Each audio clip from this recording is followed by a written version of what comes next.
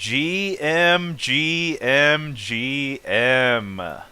FOMOverse GM. Radio. This is your show host, Austin Hamilton. Today we got Pixel Jundo on here. What's good? What's up? How you doing? What's up, man? Tell us a little bit about yourself. Man, well, thanks for having me on here.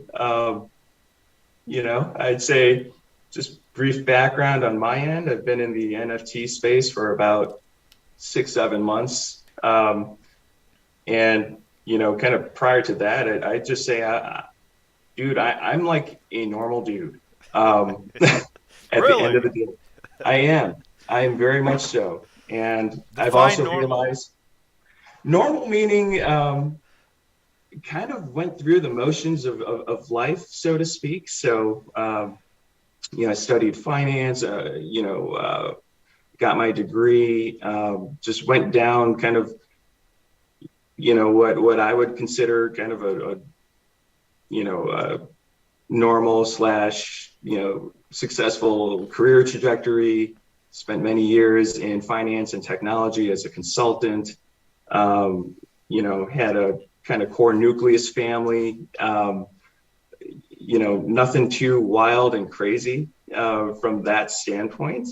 But it's funny because like now that I'm, deeper into the Web3 space, it's like, dude, I'm a fucking boomer.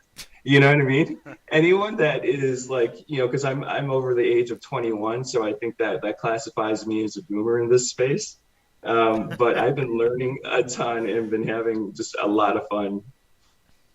What's some of the fun that you like to have in the NFTs? Is it buying NFTs? Is it collecting? Is it talking to people?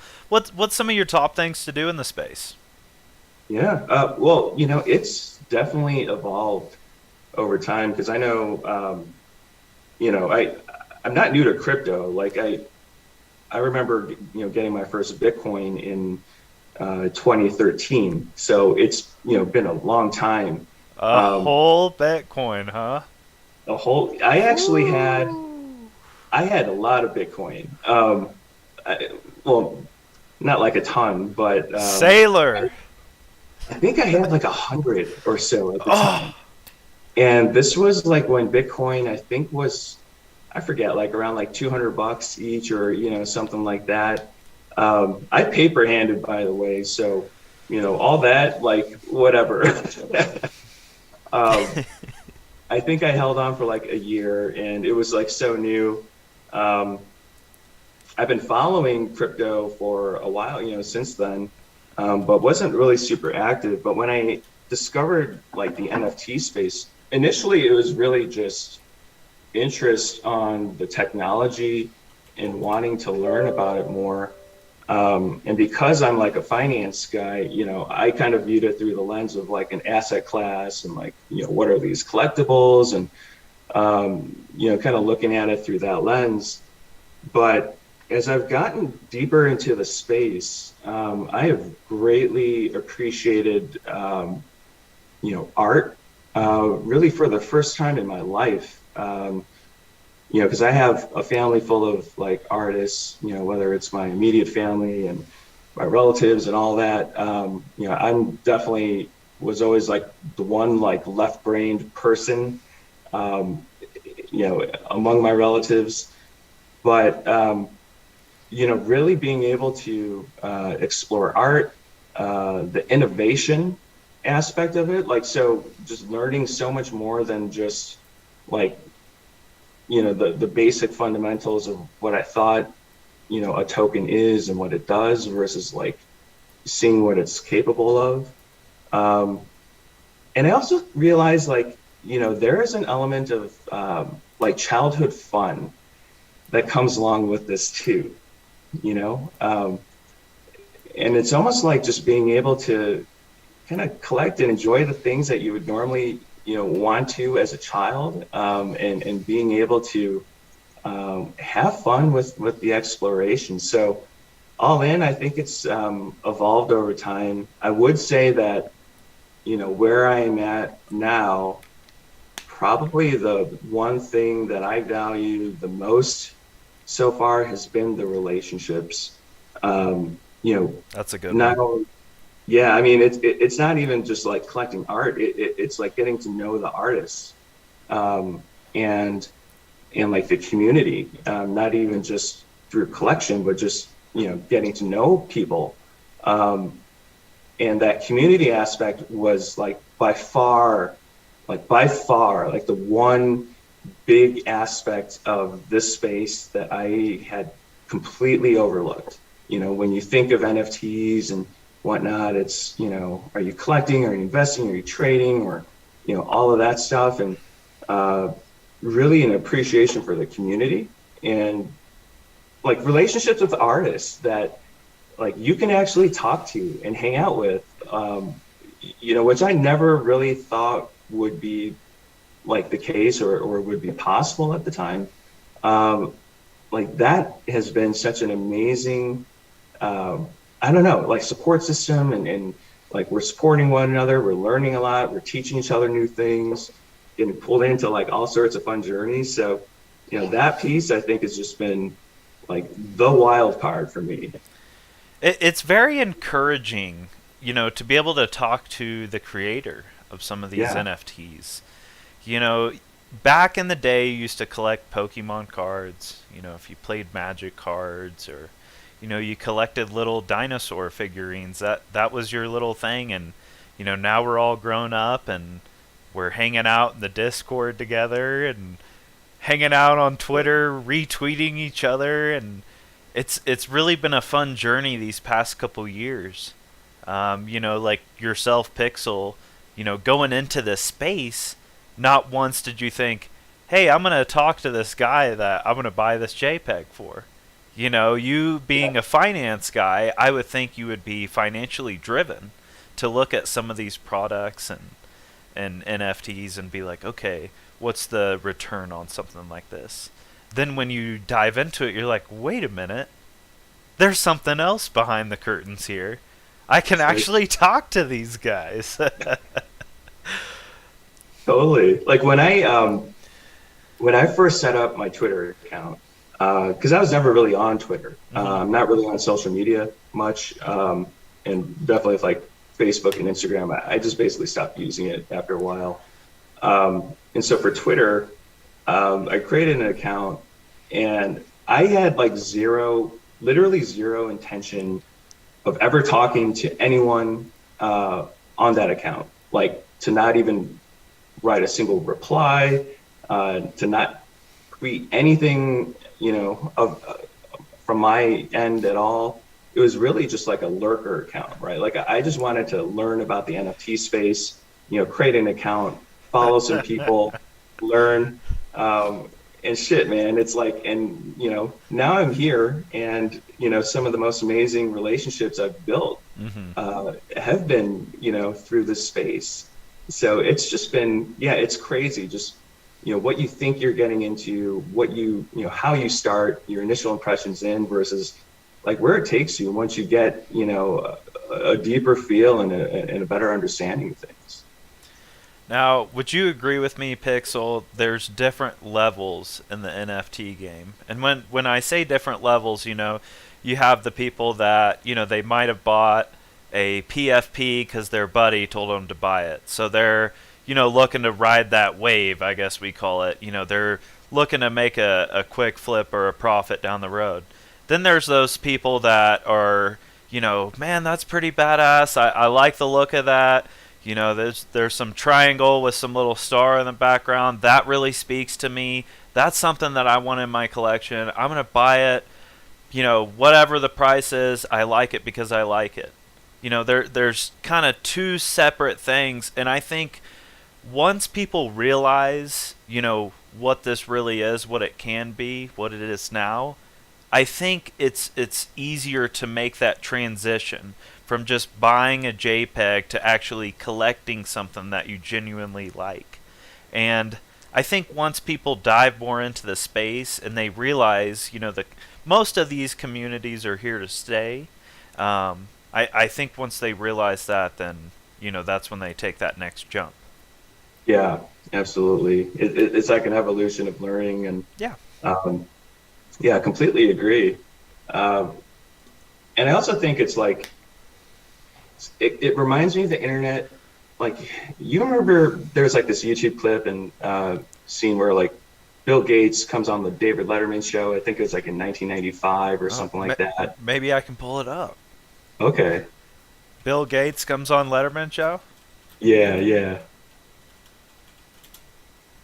Alrighty, here he is, 1995, 2 minutes. There you go, Let's pull it up for the guys. for sure.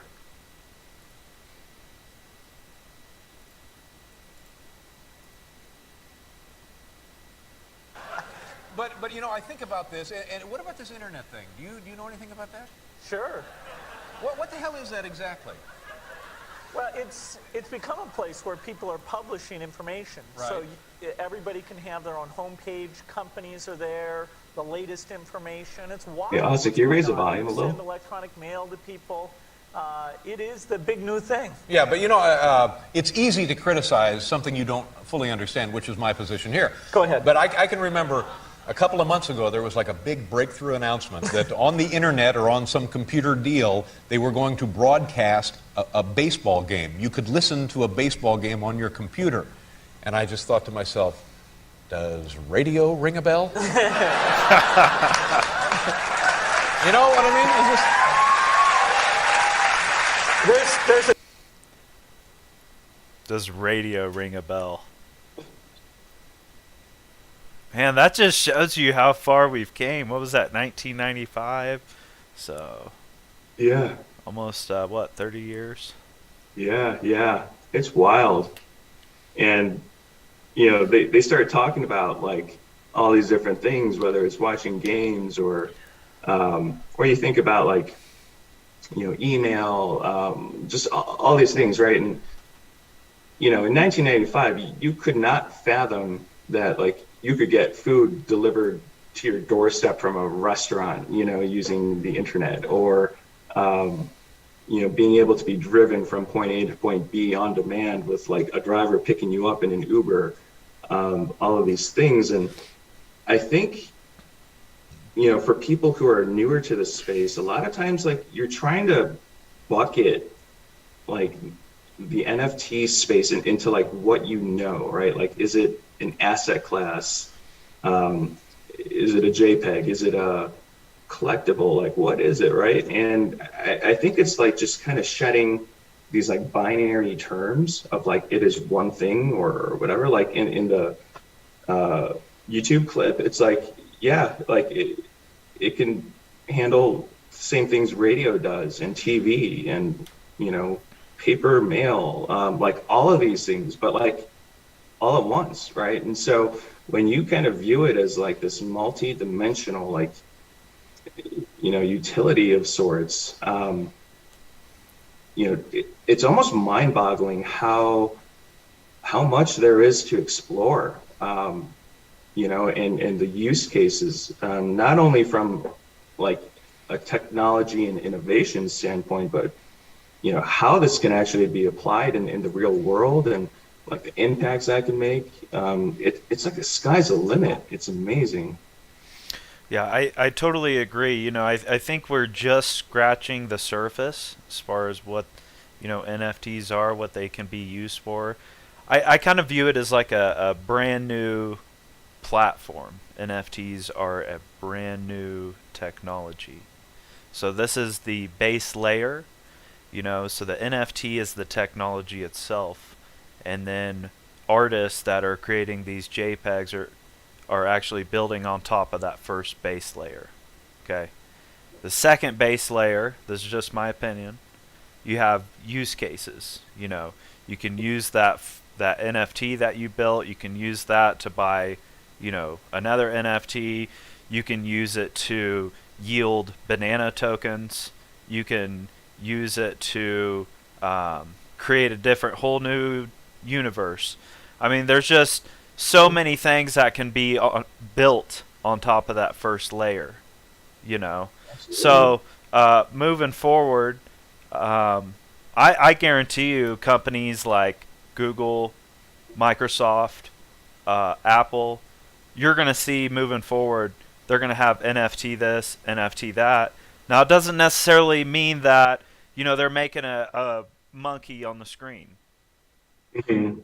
You know, it could be something digital that, now you have your Apple Wallet as a NFT that you're proving you own it or something. I'm just Yeah. throwing stuff out there, but these next 5 to 10 years, I guarantee you're going to start to see a lot more mainstream move in, even though people say mainstream's already here. What do you think? Yeah, 100%. I find myself like daydreaming. Like every day I walk around like the world we live in, and something will like spark this thought in me of like, why do we do it this way? Right? Like, and like how NFTs could essentially, solve even some of these smaller issues or things that we deal with. Like, for example, um, with COVID happening and whatnot, like, when I go to a restaurant, they'll check and say, show me your vaccination card or, Exactly. right. And it's like, I'm either carrying around a piece of paper, like this vaccination card, like, God forbid I lose it, you know what I mean? From, Or from it the gets wet. 1920s. Yeah, exactly. Or it's like I show a photo of it. Well, okay, like how verifiable is that, right? And I remember even over the holidays during Christmas, like my sister, she was, in the process of interviewing and then joining a school, to transition, be a full-time teacher there, and they needed like her college diploma and then like her college transcripts, and like I remember being at my parents' house. I think I got mine right here. Hold on. Yeah. I think this is They- it. Wait, yeah, there we go. Yeah, there you go. There you go. College degree, guys. I'm going to carry this with me. You need my degree? Yeah, just kind of keep it in the trunk of your car, for the rest of your life. Hope no one ever takes it. But like, and it was wild. I remember having to like go into my parents, like I was at my parents' house at the time because it was Christmas, and like in the basement and like rummaging through all these like old paper files like in a cabinet, and I was like, hey, if I can't find it, what you know what I mean? What happens? And it's like, oh, well, we have to like order one from the university Oh my and like God. wait, however many weeks to get it again. And like, God, like that sucks, like how many, you're expected to hold on to these things for 20, 30 years or whatever. And Yeah, what if the school's database got hacked by the Russians? yeah, yeah, it's like, You know? I mean, data it's breaches happen all the time. all the time, all the time. And So, we see it here too, right? In the Web3 space, just, almost this like paranoia we all have of, is this a scam? Should I click on this link? Or, what's going on there too? So that's another piece. Like I am looking forward to when we can evolve and actually have this be like a safer place. So like, hey, like I could bring a family member on board and not worry that their wallet's going to get wiped clean over like some innocuous action, isn't that ridiculous? I have a good buddy. He's actually in the chat. Excuse me. There for a while. He's like, "Hey man, is it okay if I click on this link?" I'm like, "Bro, it's all you're at your own risk. Don't ask me. I'm not responsible." Yeah, So there was that like I think it was like a period of like 3 months or something, like nobody clicked on any links. So I Yeah. totally get what you mean. It's like, when are we gonna move to the next step to where we don't have to worry about John Doe coming on, clicking some link, and then now his Bored Ape Yacht Club's getting stolen like that. Yeah. It's like people always say like, NFA, not financial advice and do your own research. I It's like, think I think starting NFT collections for beginners, I think it's a good idea that you don't store anything on your phone. You know, any passwords or any um, keys for your wallet. I think it's good practice that you write those down Yep. and store them in a safe place. I think that's probably the first step to just becoming safe with all of your stuff. Is just write everything down. Um, you know, don't talk to random people that just DM you about some project, and just use some common sense. And if you're unsure about something, ask somebody that that has more experience than you. And most people are pretty genuine in this space. They'll either tell you, "Hey, this is what you do," or they'll tell you just, "Hey, stay away from it." So, Totally. most of everything that I've learned has came from people that have been here longer than I have. And so they've, gone through the steps and everything, and so they'll help you out. Just phone a friend, just it's never good to risk anything. Um, as far as security in this space. Absolutely. So it's better to just talk to somebody. Anyways, that was my little short security 101 for beginners. No, it's great advice, and especially because you know every day like new stuff pops up, like FOMO. The concept of FOMO is out there, and I actually think it's FOMO that like causes people to be a little more reckless, you know what I mean? Or just like not think straight at times. It's like, okay, boom, like random airdrop, or boom, like there's a random, claim, and it's first come, first serve. And it's like people aren't like thinking, right, necessarily of like all of that. Or it's like, hey, yeah, it might be dangerous, but fuck it. I'm just gonna like ape in and like, ask questions later. And I think that's where, the logical side of your brain kind of gets overlooked with just the more emotional side of things, where you just want to go after something. So good advice. Would you agree with me? I mean, you being in finance, I'm sure you have written plans. Would you agree with me it's a good idea to have a written plan when you're in the NFT space, and stick to that plan, don't deviate? That's a really good question, and I think you're referring to like having a budget to work with, and Absolutely. that from a financial standpoint. I think it is good to have, because, well, I'll say this, like I could recommend things myself. I've been guilty of like not necessarily following that. I'll be the first to admit. I made the kind of classic move of, when you first enter into the space, you end up just kind of like getting more than what you'd planned for, right?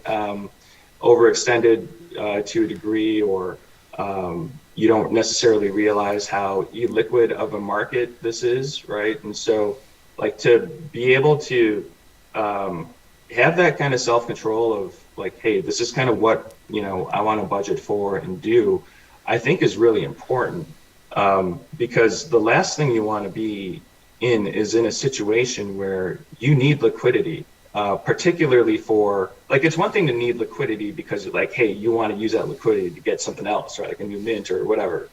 But it's a completely different issue when you need liquidity to like pay rent, or you need liquidity to pay the bills, or just normal kind of things. And so being able to kind of map that out in advance, and like you can take risks. Everyone has a different level of risk tolerance, right? And like in the finance world, for example, like some people do not have a risk tolerance that's very high. So like investing into stocks and those sorts of things aren't necessarily for them. So they might go into fixed income, or like like bonds, right? Or in a lot of cases, like mutual funds are a safer bet, because you're investing in a collection of stocks, not just like specific one-off companies. And one of the things that you learn in like the finance and investment realm is time. So for example, if you're investing money that you have in your 401k, and let's say you're in your 20s, like you can be super aggressive because you have like 40 years or 50 years, like, for that money to grow. So you can put basically all your money into stocks and like equity related mutual funds, and like you're good, you know. But if you needed that money, like, not for retirement, but for like next week or next month, or you're saving up for a down payment on a house or a car, that time horizon is much shorter. And so when you think of time, like from a finance standpoint, that's going to help be a major factor in your risk tolerance. And so when you're in the NFT space, even more so, right? Like if you're in it here and just for a quick flip, or, just trying to make some coin for next week,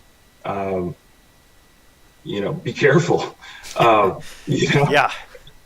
Warning. Crypto is super volatile, and I'd say the NFT space is even much more volatile than crypto. And so that tolerance, like, man, you gotta be able to brace yourself, right? And hold long term, or just just have that plan like you mentioned and stick to it. This made me think of the intro of the Jackass movie. Where it says the warning, and then it shows the guy like exploding off the chair. It just, for some reason, like this whole thing just made me think of that Jackass intro here. But, I feel like that's true. Don't overextend yourself. Only throw money into NFTs that you can afford to lose. You don't want to have rent coming up and then you got to rush to sell a JPEG, because ultimately you will get burnt big time.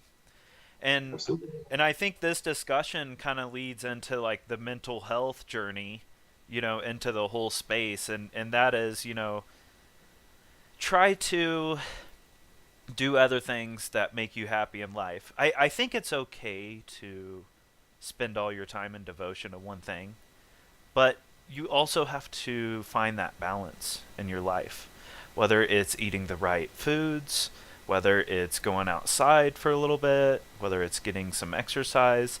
I think that all kind of ties into just finding that balance. And that leads up to a good question to you, Pixel. How have you been with your time management into this whole NFT space? How's that been working out for you? Man, I'll be honest, like it hasn't always been easy. And I think it's something kind of on a daily basis, like I have to confront. And some days are better than others. But I know for myself, like, the awareness of mental health is really important for me, and has been for a while, well before entering the NFT space. Like I've been through my own kind of spiritual journey of sorts, and being able to like even bring a lot of the lessons and awareness I've learned into the business world and elsewhere, to me is really important. And one of the things I found about the NFT space is it is like just, it has all of the elements to make, like, to deteriorate your mental health. For sure. Right? If left unchecked and you just kind of went with the flow of everything, you get destroyed. Mentally and physically. Yeah, exactly. And I've been through like, these ebbs and flows, and there are times where like I'm like, I gotta tap out for a little bit because like it's wild. And you think about, think about like what we're doing, right? It's like you're in a world that moves 100 miles an hour, super fast paced. There's this constant FOMO of like, you're always missing something, right? Like it's impossible to stay up with everything. You're going to tape your eyes open? Yeah, I'm just gonna exactly. sleep like this. Totally. And like, there's no start and end on the day because it's a global world, right? So time zones are wild. Um, you know, there's even like the mental health aspect of like, if you have money in play, like we were talking about before, like the financial considerations that could weigh on you, Relationships. relationships, yeah, the personal relationships and the things like in real life, um, you know, it's a whole nother aspect, right? And um, for me, it's always been like a struggle, and I know it's a struggle for like basically everyone I've ever talked to. Oh, it's a Um, struggle for me. Oh yeah. yeah, yeah, That's something that I deal with. I have to set some time for also my personal life. Whether it's at night with my girlfriend and her daughter, or, we're going to the store together and, I get a notification and I'm like, oh my gosh, I'm missing something. But it's like, I think I'll be okay, you know? yeah, So it's exactly. just setting that time off to the side. You don't want to disrespect people IRL in real life. But also, you need to make sure you're on top of everything. So, you gotta give the space some time. So, Yeah. Well, the one thing I've really appreciated, um, particularly like within the POC and Ash community, is like everyone understands it, right? Like, which is different than the quote unquote real world. Like, not everyone gets mental health, right? Or, you talk to a random person, it's like, yeah, I'm stressed or whatever, or I'm burnt out, or I have a lot going on. And like, some people will relate, others can't. But, you know, in this space, like, it's almost universal. Like, everyone gets it, like, if you're like, oh shit, like, I need to take a step back or I need some help or whatever, like everyone's like, yeah, take that time off or do whatever. Let me know how I can help or whatever else. Like people get it because they feel it for themselves. And I think that's one of the things I've appreciated is like the communication aspect because, I don't think anyone's ever expecting me to be like Superman, right? Or like I can't be like, I don't know how some people do it I where they're I'm like, how are you in like 18 different discords having like full on conversations and then like, taking on like, four Twitter spaces and like all and running like 8 projects I, or I whatever. think I think Dell is a great example of that. Yeah. That dude never sleeps. I mean, he's Uh, always on there creating, innovating, talking to people, answering questions. I'm like, are you even real?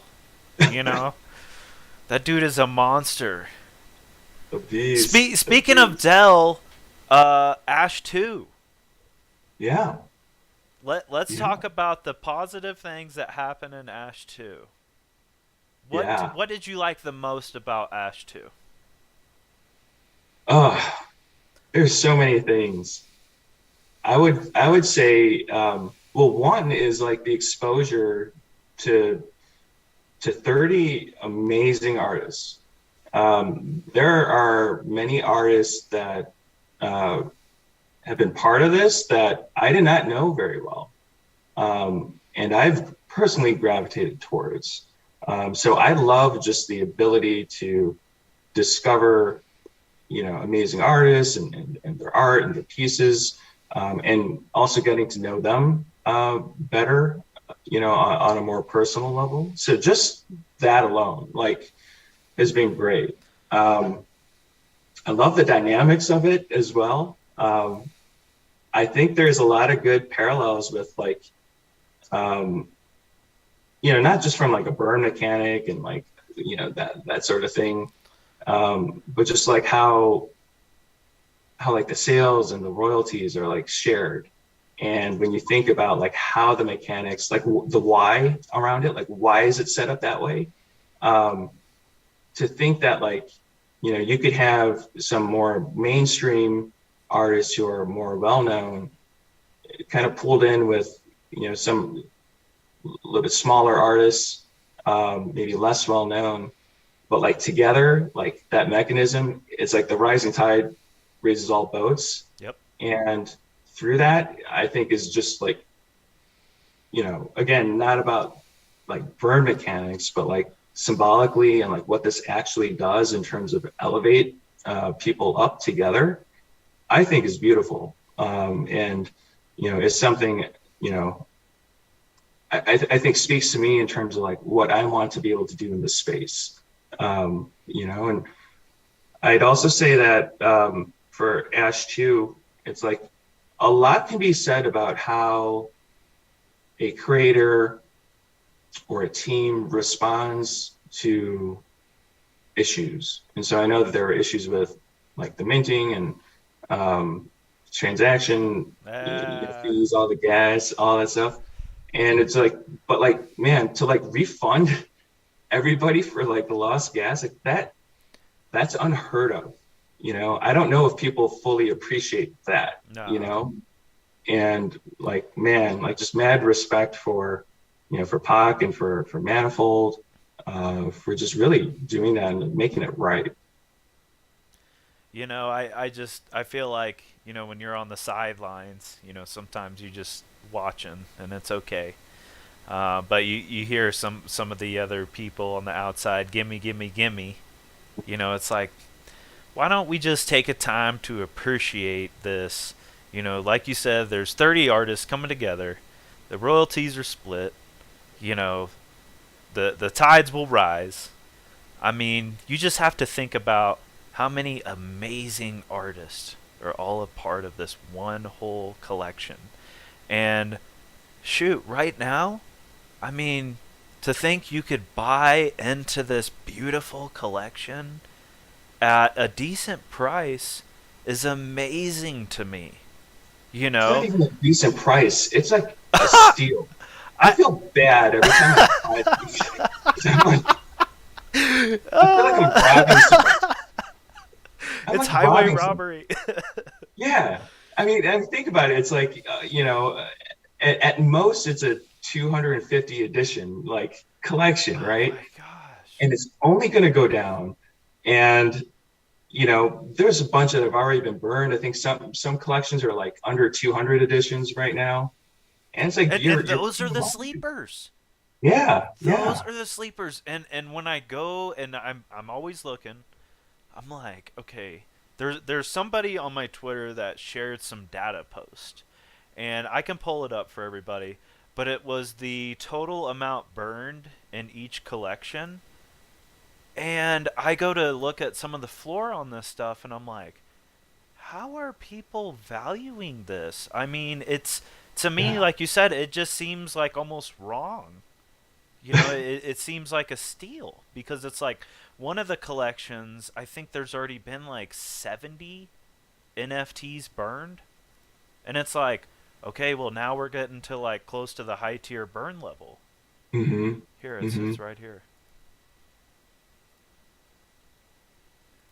So, I don't know if you guys can see that, but Adam Swab, I believe that's how you pronounce his name, 75 burned tokens already. 175 remaining. So, another 125, and this one will be high tier burnable. I was seeing this at the floor, and I could not even believe it. I'm like, I don't know if maybe people just aren't understanding it. I don't know how they're valuing this collection, but Ash 2 is going to go down as one of the greatest Ash collections because of all the collaborators. And I think it's just a steal. Absolutely. I completely agree. Like it's Pac and 30 amazing artists, like as one collaboration. Like this is not gonna fail. Like there's absolutely no way. And just with the mechanics that are built in as well, like these safeguards and whatnot, like it is absolutely teed up for success. And I think it's funny too, because people approach it differently. So, for example, you could, let's say, okay, there's just general agreement, like this is a good collection, right? It's really, really strong collection. But like how you go about approaching what to collect could differ from person to person, Sure. depending on like, not only your preferences on artists, but like if there's a strategy involved or whatever else. Um, so yeah, I mean, there's a lot of different like interesting angles you could look at it at.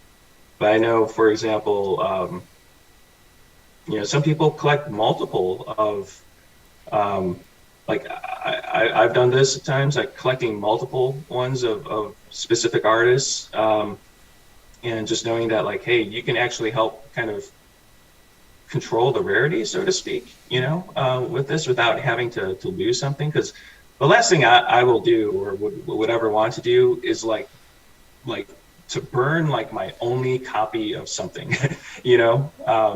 So I would love to be able to hold at least like one piece, from all the artists I collect from, and I definitely want to be able to, expand upon my collection as well. I think Silver Surfer, he was recently on the show here, and he brought up a good point with Ash too. He was talking about how they made it to where you could do multiple different games. And in games, I mean, you could collect differently, different reasons. One of the games was, you could collect to burn. You could get the 5 tokens and then burn one of them for the metamorphosis, and then, in theory, that one would be high tier burnable later down the road. Second one is you could just collect it because you like the artist. There's another thing. Yeah. Third thing, you could collect the morph forms, or you could collect all the unmorph forms. I mean, there's just so many different kind of types of things that you could do with this collection, which it makes the collection fun. Yeah. So moving forward, I think majority of these artists, not particular in Ash 2, but other artists, will definitely take some notes and maybe add the stuff to their different kind of mechanics to their next collections. Absolutely. Yeah. It's so cool just when you see different mechanics in play, in different like pop collections, um, just seeing how that gets applied down the road, right? Uh, in future collections or what other artists do, like it's just a really cool way to innovate at the end of the day. It's been interesting. I got to see the first open edition on Nifty Gateway, and I don't know if it was the very first open edition. I'd have to double check, but the first one that I got to experience myself was Slime Sunday and Blau, and they had this piece called Lost in Tokyo, and this was in like August 2020. And when this Okay. came out, um, I was like, okay, it's a open edition. I've never heard anything like this. How many people are going to get it now? Since it's open, is that going to be very rare? And when it opened, I wasn't able to buy. Something happened. The code messed up. Whatever. I was panicking. I was calling my buddy, bro. I didn't make it in. He's like, keep trying. So I kept trying. I kept doing it. Finally, I ended up getting one. And I think there was only like 100 minted. But at the time, 100-piece collection was kind of a lot.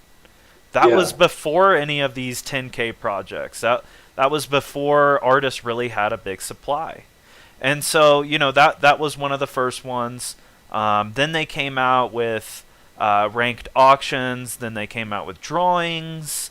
There's just so many innovative things that are happening in the space every day. It's going to be interesting to see what kind of mechanics and what kind of drops roll out next. Yeah, completely agree. And it's funny too. Because you mentioned the Slime Sunday thing, so that was in 2020. Um, yeah, I'd be interested to learn a little bit more on that front because I actually had thought that was it that the fungible was actually like the first kind of like open edition concept, but maybe it's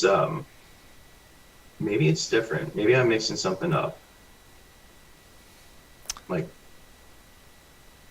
but Yeah, who knows? I know that was Sotheby's first drop. I'm not sure either here. Got it. The fungible, by the way, the anniversary is It's coming in up. 2 days. Is it in 2 days? It's in Wow. 2 days. Yeah. Alondre, he used to be in our FOMO group. Shout out. Um, he is a big POC fan. He's big in the community. And I seen something the other day. He said 4 days, and then yesterday was 3 days. So, and then he is speculating that there's going to be some sort of physical that we get, and I'm like, okay, I'm down to speculate, whatever. Do you think, Physical? Pixel, that there will be something for this anniversary in 2 days? Um, I would love for there to be. As a collector, I would be ecstatic. Um, am I expecting anything? No. Is it possible? Possibly. Um, but I would have no idea what that would be. Um, I know, like, I was not in the space when the fungible dropped. Okay. And it was weird because I remember over time collecting different pieces. Like I got an 8 cube, Wow. title, like the cheap. Yep. That one always fascinated me, still does. And then I had eventually later picked up multi cubes, like a 5 cube and a 10 cube. So I've owned cubes over time. I've burned cubes over time too, and it's funny because like I burned some stuff, for Ash, and I was left with like a 5 cube, 10 cube, and the cheap. But the 1 cube I was missing was 8 cube, and now like that, time has passed. Like I just really wanted 8 cube. You know what I mean? Like for me as a collector, like that was like the one I just felt like I had to have had. And so I ended up grabbing one, about a few weeks ago, and that one, like for sure, I'm gonna hold because, like, the significance of the fungible to, like, the broader, just the Ash ecosystem and everything we're doing, like, it is like such a foundational piece, like that, and the creation. I think those two, to me, I think carry a lot of significance. So yeah, I mean, I haven't heard anything about this anniversary. Sounds like you might have heard, some stuff on physical, which I would love to hear more about that. I'm creating conspiracies here. Like I can hang on my wall or something. Like that would be cool. There was a tweet that somebody shared, which I thought were pretty cool looking. They were like these physicals that the guy machined. They looked really nice. Let me see if I can find them. I thought I retweeted them. I guess I didn't. I think I got them in. The guy sent them to me, Alondre. Okay. Okay, here we go. I don't know if I can. Let's see. Okay, here we go. It's probably kind of small on your screen, but hello, Mr. Cubes. Hello, Mr. Pock.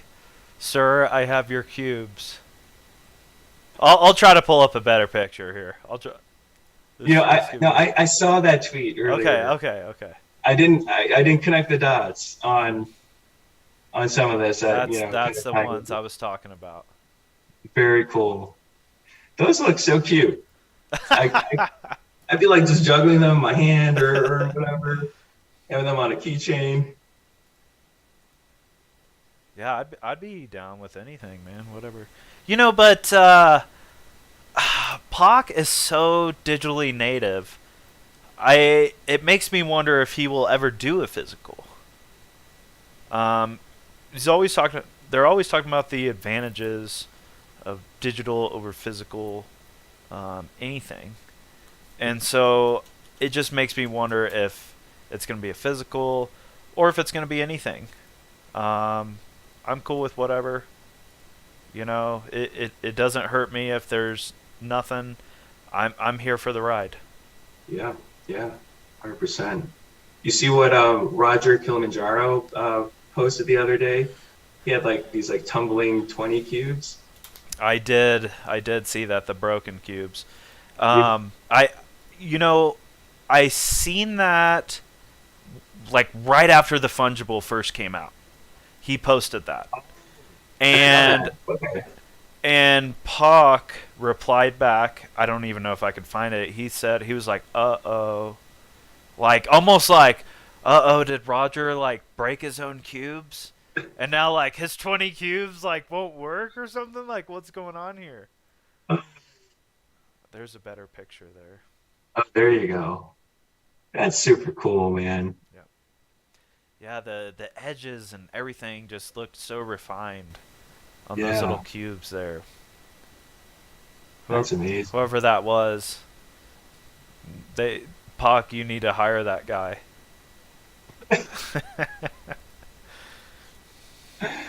That's awesome. Well, even if they're like unofficial things or whatever, like I would just love to own it, you know, if the physicals are ever for sale. It's funny because like, you know, it's almost like complete reversal, you know, because so much of our ownership is digital now. It's like you almost like gain back an appreciation for the occasional like physical item, like a physical print, you know, that somebody might offer or give to collectors, or you know, just these little things. I remember like Jonathan Harrod, you know, he had these like, you know, the Oh carbon yeah. magnets, Yep. right? And it's The like, dude, that's magnets. sweet, you know, I love it. And you know, I've had another artist where, you know, I've collected their work in ash, and you know, they sent me like just a physical, you know, art gift as well. And I don't know, I just love that. It's cool. It ties everything in together. You know, like you got a physical painting, you got the NFT. You know, you're Yeah, hitting up the artist. You know, you're like, wow, everything just feels so connected. So yeah, I get it. You know, having the relationship between the physicals and the NFTs and everything. I think it's just a nice little cherry on top. So we'll see. totally. And like even like conceptually too, I've never viewed, I don't know, my perspectives and whatever evolve over time all the time. So, you know, remind me a year later, but like I never viewed like crypto art. Well, I know like crypto art is kind of not necessarily the same as digital art, but like I never viewed digital art as meaning to replace physical art. Like that there is a world where the two coexist, you know? Yeah. And you know, obviously, I believe the ownership is definitely moving, you know, towards digital. That's a big part of the reason why we're here. But I just never viewed it as like a binary either or. And so, like, if you believe that, then yeah, just like being able to do something, you know, gift something that is physical, you know, knowing that like, hey, there's still a connection to the digital front, like, you know, I think is very much like a beautiful thing. Pixel, for somebody that's just getting started in the space, what would you give a few pointers to why digital art is more superior to physical art, if you're trying to just give some advantages? Mm. Um, Whew. Like, there's a laundry list, but if I had to narrow it down, I'd say one, um, complete like authenticity of ownership. Like, you know what you own.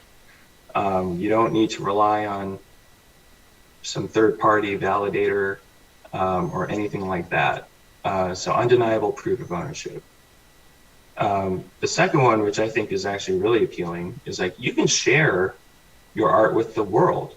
You know, if you have, Accessibility. yeah, exactly. It's completely accessible, and a lot of times when you own things you love, like you want to share it with other people. You could have a Michael Jordan rookie card, like a physical card, sitting in your basement, enclosing glass that, only people who come over to your house can see, right? Get the boys together on a Saturday night. Yeah, crack open some beers. Hey, take a look at this card. Don't touch it though. Don't touch it. You know, and that's about the extent of it. Versus on the digital front, like you can share it, you can put it in a gallery, you can, do all sorts of things with it.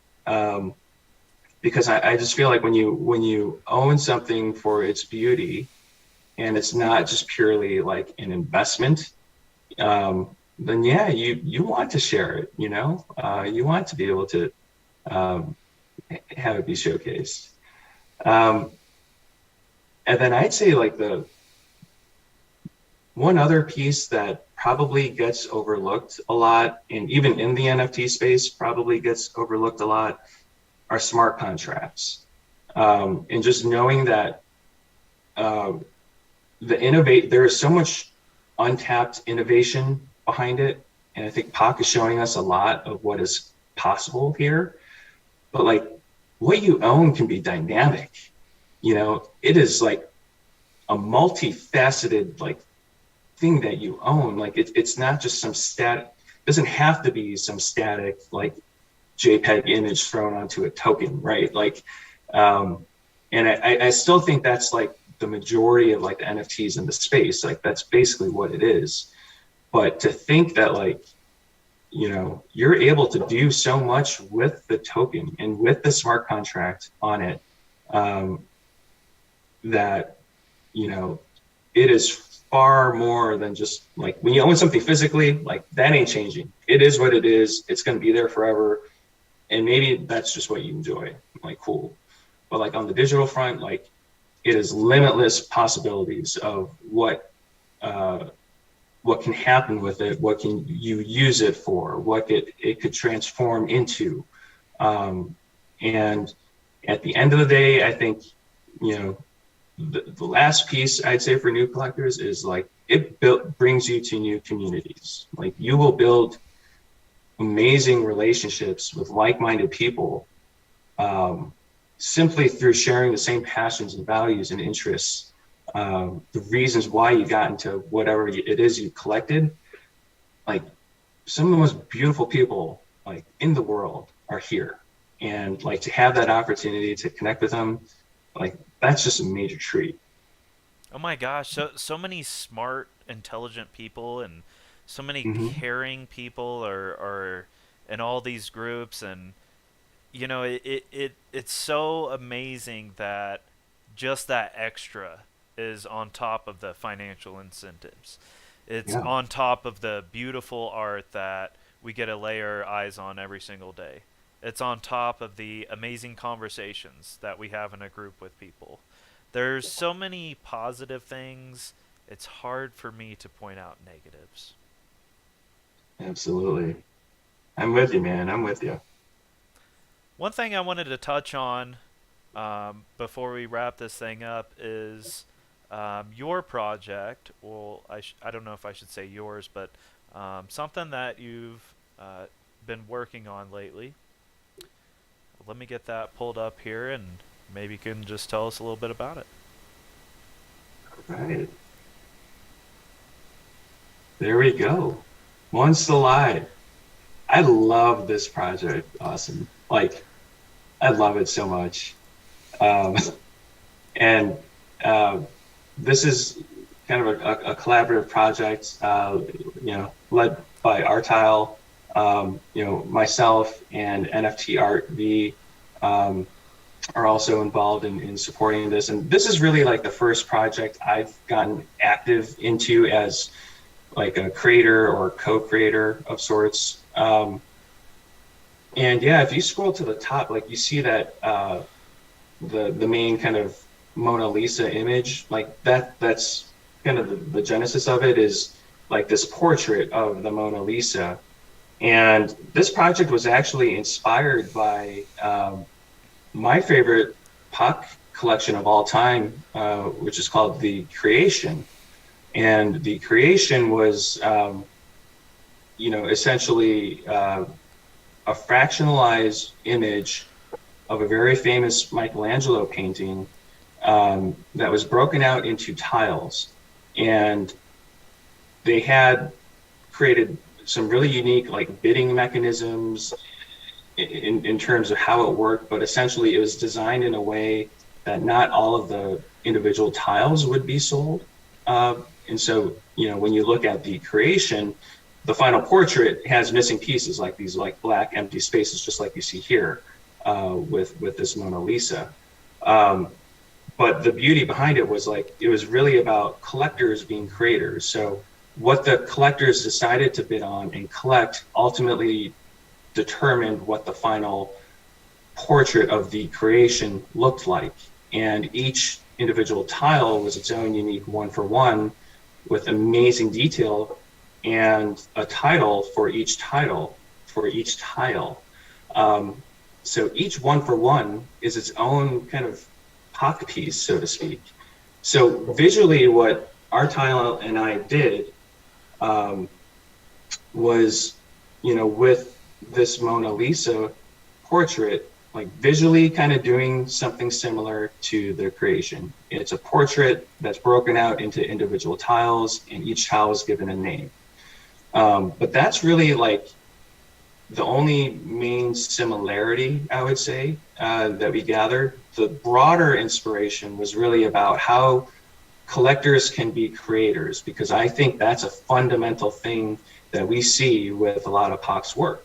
Fungible, Lost Poets, everything else. So every day we release a tile for sale, and we just let it go on auction. Like, hey, let the market determine what each piece should go for. And so people will bid on these different tiles, and yeah, this is the tile that's currently for bid. I see Yasi and Waking Nomad have made some offers so far, so thank you very much. And what ends up happening is if you end up being a collector of this tile, you are now able to create your own poem. So what we wanted to do was build like the concept of literacy into the NFT space, because I think that's a very much, a lesser kind of known use case and relatively kind of untapped aspect of the NFT space. And I was so happy to see what POC did with Censored, where like the words themselves were the art, right? And, with this, basically the collectors get to write their own poem. And if they didn't want to write their own poem, we have a kind of a default poem already baked in here. That's what NFT Art V, our other partner in this project, does. She writes out, these wonderful poems. If the collector wants to use it, the collector could also engage like a poet, like just if they didn't want to write their own poem, but they knew they wanted something different. In our Discord channel, for example, we allow like anyone to come in. And so basically you write a poem, we also record the poem. So the person can read it, and we could also include, so that's like a vocal side. And then there's a musical side, like you can create musical backgrounds as you read it, or ambient sounds, whatever you want to include. So at the end of the day, you end up with a tile that you own, that you've put your fingerprints on, because you've determined the poetry, you've determined the reading of it, the music behind it, and that's like your own ownership. And the idea here is we're going to release one every day, and as these tiles get sold, that portrait gets filled up, all those like blank or those black spaces. Like this will eventually be a full portrait when we're done, which is different than the creation, which is meant to be empty. So this will fill up over time. And you'll also notice, like, for example, here, if you look at Mona Lisa's chin, that tile looks a little bit different, right? And there's a couple tiles here that like just look different. And so one of the tiles each week is what we refer to as a mystery tile. And these are never for sale. They can only be raffled off among the collectors and contributors of that week. And if we sell all the tiles that week, then the mystery tile will transform. And, it starts off as a normal Mona Lisa tile. Like that chin, for example, didn't always look like that. It used to be like the normal Mona Lisa chin. But when all of the tiles for that week sell, the mystery tile will transform. And ultimately, it's another example of the collectors are creators because they're the ones determining if these mystery tiles, where there's only 14 of them, so like one per week, if they transform or not. And we're going to roll with it, right? Like some maybe transform, others don't. But at the end of the day, we will have a unique portrait. And I think as the mystery tiles reveal themselves over time, people will see that there's more to this project than maybe meets the eye. Oh, that's so awesome, man. I love how you pulled some ideas from the creation, but yet you still have your own ideas. Whether it's these mystery tiles, it's Mona Lisa, some of the colors changing. I think this is a really neat project. Is this something that's Ash only? So it's primarily Ash. And thank you, by the way. I really love this project. Like, this to me is super unique and special. But yeah, most of the tiles are for sale in Ash. We have done a few in ETH just to try and expand this out beyond the Ash ecosystem, like make it friendly for other people to join.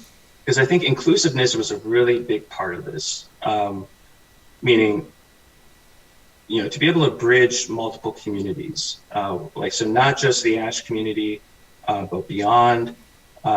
There's also the inclusiveness of like financially too, because there's ways to, for example, that mystery tile, like you could win that without spending $1 or without spending a single Ash or anything, because if you contribute poetry to it, or you contribute as a vocalist, to add to the recording, you're in the mix for that raffle, because we didn't want this to just be like whoever had the deepest pockets or whatever. And that's part of the reason why we are releasing one tile a day over like 12 weeks, which is like an eternity, right? Like it's 100 tiles in totality that would be sold. And like we could have dropped it all at once, and, here's a fixed cost or whatever, just like roll with it, first come, first serve. But we really wanted this to be like a slow, organic buildup.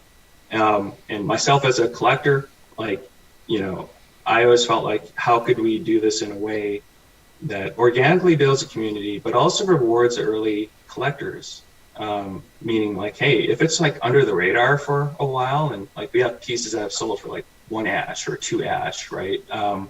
And like, cool, and like we'll build the value together, because the value, isn't driven from me or our tile or like just hype. Like the value is actually being driven by the collectors.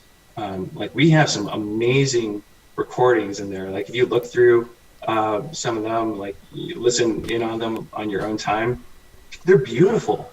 And who knows like where we are, 3 months from now, 6 months from now, a year from now.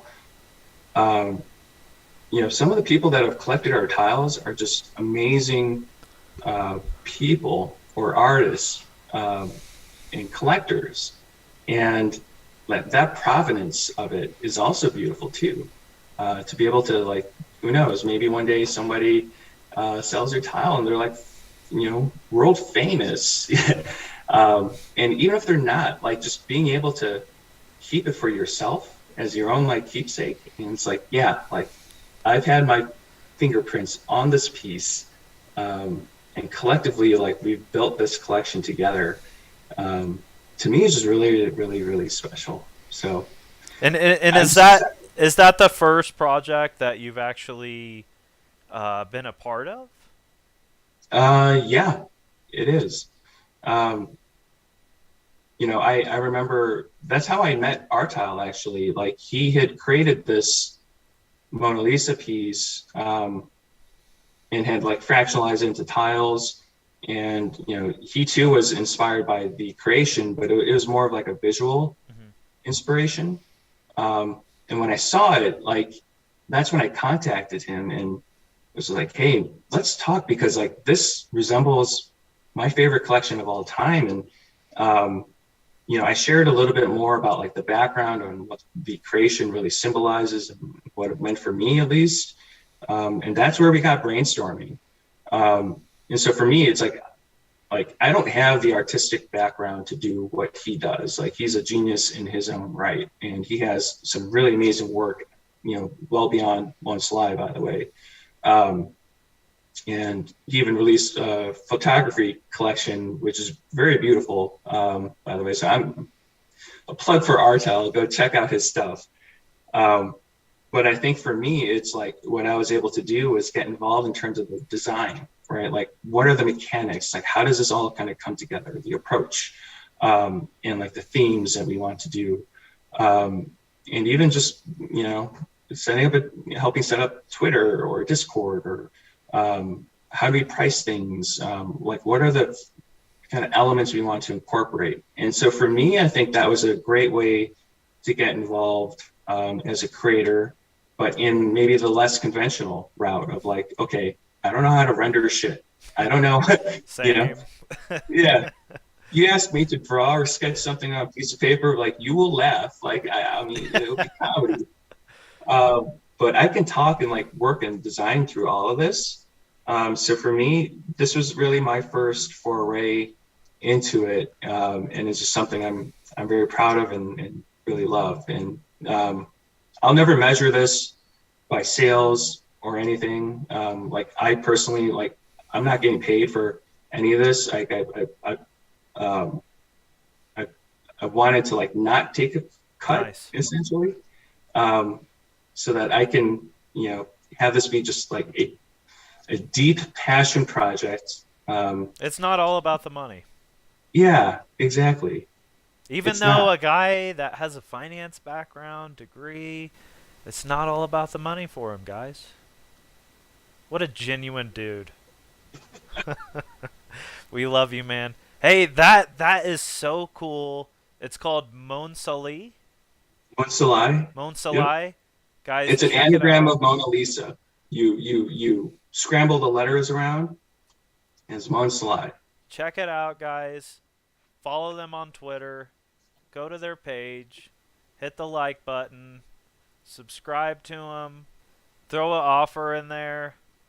Just do it, guys. Trust me. Guy's not even. Appreciate it, my It's brother. all charity. Just give it. Just do it. Just try it. Well, thank you so much. Is there anything else that you wanted to share, whether it's about Mon Salai, whether it's about POC, Fomoverse, anything you wanted to share?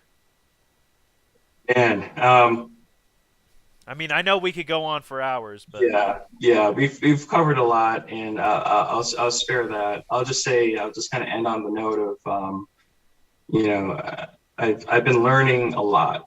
Every day I am learning new things, whether it's innovation, the community, the NFT space, even like myself. And so I'm just like deeply appreciative of all of this. I think I never expected the journey to kind of take me down the path that it has. But for me, I'm looking forward to this because this to me is much bigger than like owning any NFT, even like a POC NFT. Because I view like what POC is doing to me is bigger than NFTs. yep. It's bigger than the space. And when we think about creating, it's like creating what? And if NFTs are a medium, then they're a medium for what? And it's not just art, it's not just collectibles, but I think also a medium for change, a medium to make this world a better place, to try and, think big and like have that vision. And that's one of the things I am working on right now is to sometimes like ignore the logical, rational side of my brain of like, well, what is feasible or optimal, or, blah, blah, blah. And really just kind of dream big.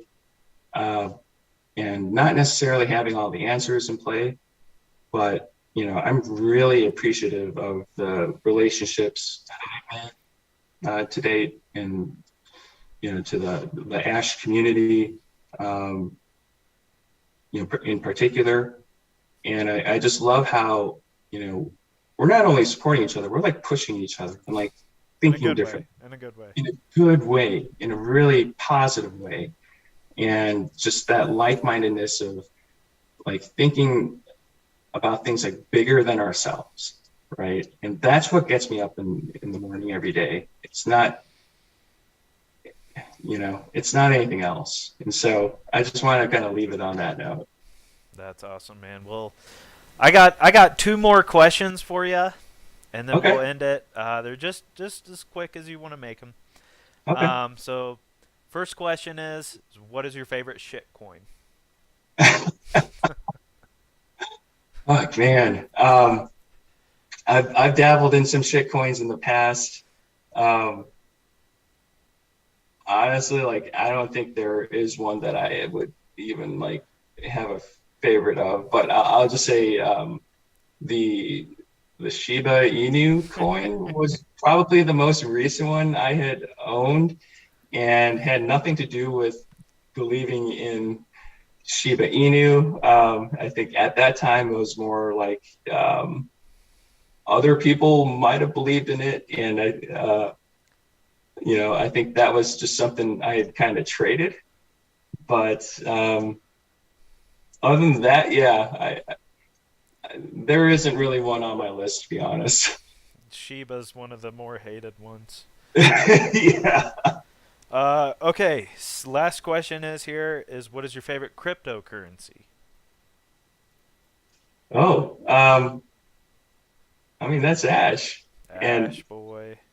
but I would say, like, I hesitated because, to me, it's a little bit of a loaded question because I don't know if I view it as a cryptocurrency or just as a cryptocurrency. I believe it to be art, and it just happens to have a value attached to it. But when I purchase Ash or I burn something for Ash, it is not with the same intention that I would like purchase ETH or purchase like a different cryptocurrency. I view it as like a social currency. It's a means to build. And like when you think about the Ash ecosystem, like that's a thing that like got me into collecting Ash artwork to begin with. Was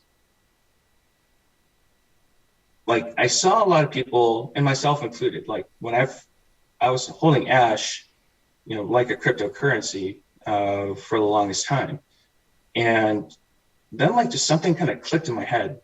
Like back in October, November, when people started like releasing work in Ash, I gravitated towards it because one, I like the art, and two, got to know the artists and built some amazing relationships with people who are some of my closest friends in the space today.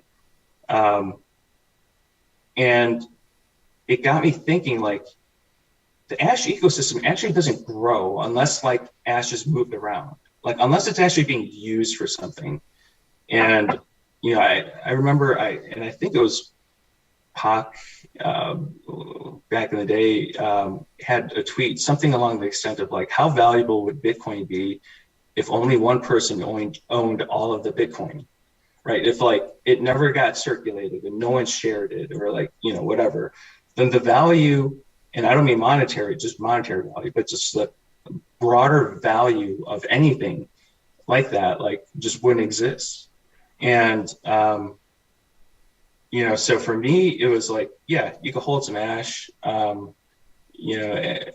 an investment, if you wanted to.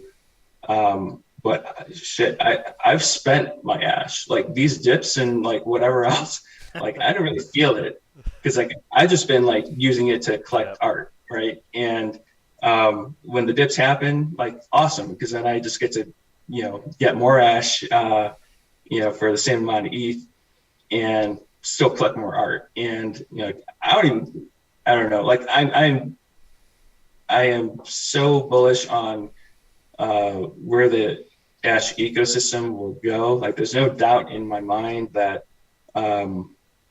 like the lows that we're seeing now, like I don't know, it could go down lower, but I do think long term, like it is super promising. Oh, yeah. So there's no doubt in my mind, like it is going to be there. So yeah, I don't care about the dips. Like I enjoy it. And I just think like when you're able to circulate ash, support artists, and you're collecting wonderful work back, like it's beautiful. And one of the first things that popped in my head was like, when we talked about like how I used to own, like fungible cubes, and I burned some for ash, and that like, one day I was like thinking, like, man, I am enjoying this art that I've been collecting in ash so much more than just holding like a bunch of the cubes,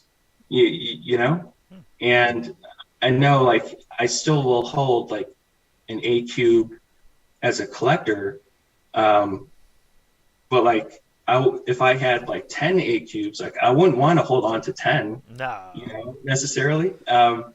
Weapons of mass destruction. Yeah. Totally. And like to see what is out there now, right? That you can get in ash, and like what burning like one cube's worth of ash could get you in other art. Like, man, the value is there, It's crazy. It's so there. And that's what I love about Pac is, he's always making you question value, whether it's, monetary value, whether it's, how much do I love just looking at this cube?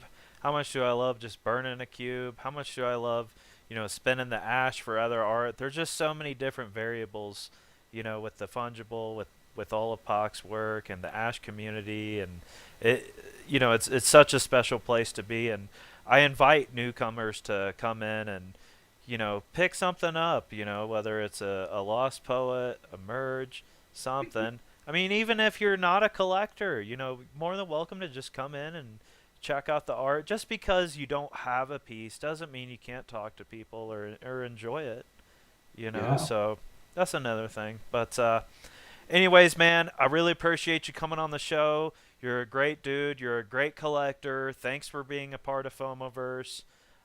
Anything else you got to say to anybody? Any shout outs? I'm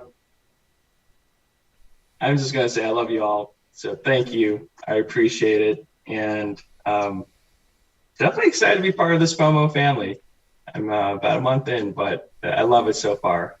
So I just want to say thank you to everyone. And yeah, the community has made this a very special journey for myself, and definitely some very special relationships. I'm not going to be doing shout outs because you guys all know who you are. So I just wanted to say I love you and thank you. That's nice, bro. Thanks for coming on. We'll talk to you soon, bro. Great. Thank you, Austin. Take care, my friend. Thanks, man.